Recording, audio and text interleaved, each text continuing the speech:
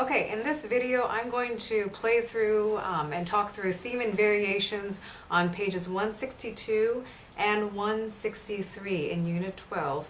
And this is based upon the main theme, of course, is a familiar tune. And then every subsequent variation is some other alternate on that tune. And I'm going to talk my way through. I'll play through the entire piece, and then we'll go back and break down each section.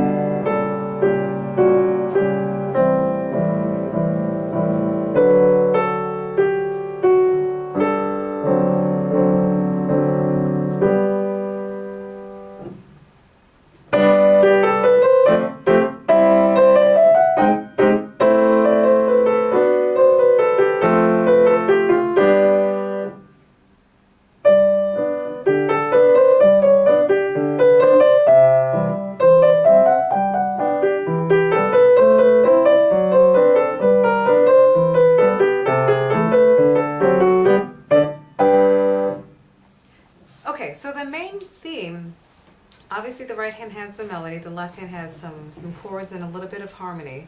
The beginning's not too bad to put together because you're moving basically in the same direction.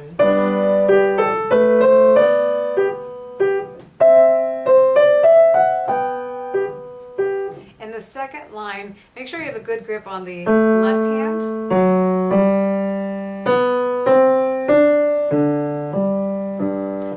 A few times because it becomes a little bit more independent at that point. Your right hand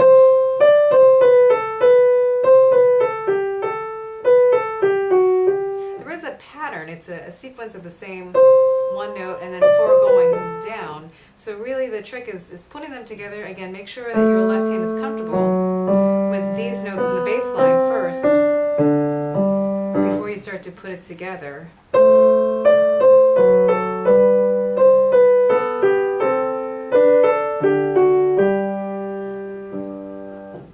Variation 1, notice that the right hand basically has the same melody, except it's in 4 beats now instead of 3 like the original. So the first line is quite similar.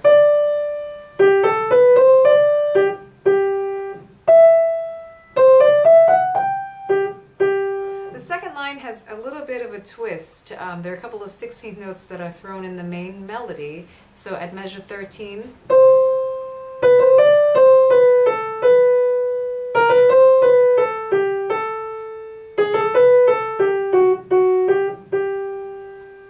what's really different than between lines 2 and lines 4 on this page is the fact that there are 2 pickup notes leading to the second half of the measure.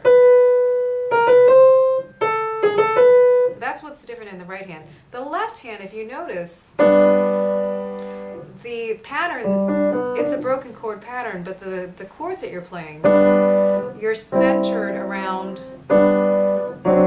your basic 1-4-5 progression. Measure 13, you have an A minor chord in there. And in measure 14, on the second half, you have an E minor chord. But otherwise, it is just 1-4-5-1. So one thing you could do as you're putting this together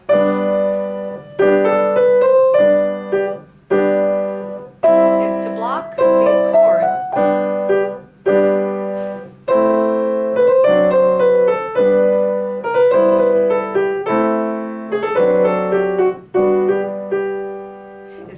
chords in your left hand, so at least you have a sense of how your hand is moving as your right hand plays. And then go back and break up the chords slowly. The second line in this variation is probably the trickiest one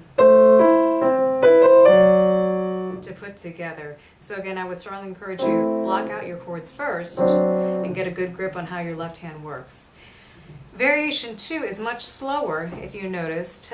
It's also in a minor key, so mood-wise it'll feel different, it'll sound different, but again, the right hand melody is quite similar to the main theme.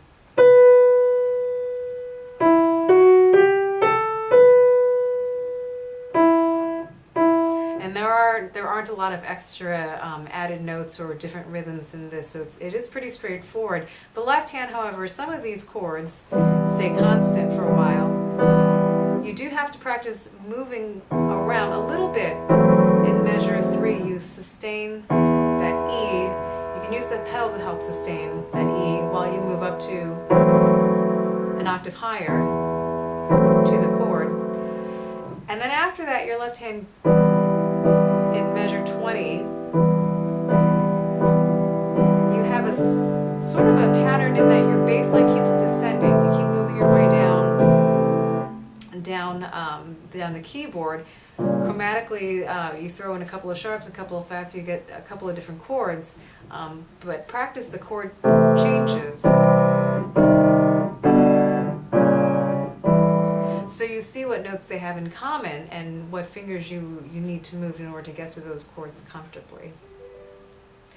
Variation 3 looks similar to the main theme, but it has a couple of quirky harmonies in it. I'm going to play through Variation 3 a little slower than I did before, and keep in mind the fact that you're alternating between 3 beats and 2 beats quite a bit. 1, 2, 3. 1, 2, 3. 1, 2, 3. 1, 2, 3. 1, 2, 3. 2, 3. And there is a subito piano in measure 29. We're supposed to get much quieter. I didn't do so well with that on the first recording.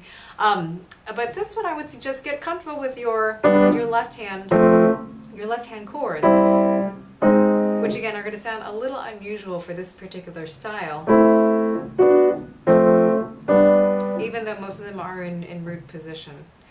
The last variation is optional. You don't have to worry about this variation, but if you decide you want to tackle this one, one thing I would do is get a good grip on your left hand by itself.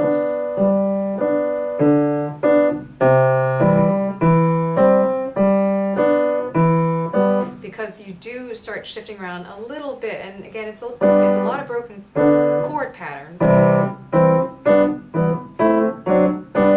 similar to Variation 1 in that sense. But the right hand has some rhythmic issues to deal with. It's straightforward at the beginning, and 2 and 3 and 4 and 1 and 2 and tie. So you have a couple of syncopations every other measure where you have a tie from the end of beat 2 into beat 3. So that's why putting this one together is a little tricky. I would suggest if you are working on this, block out your left hand.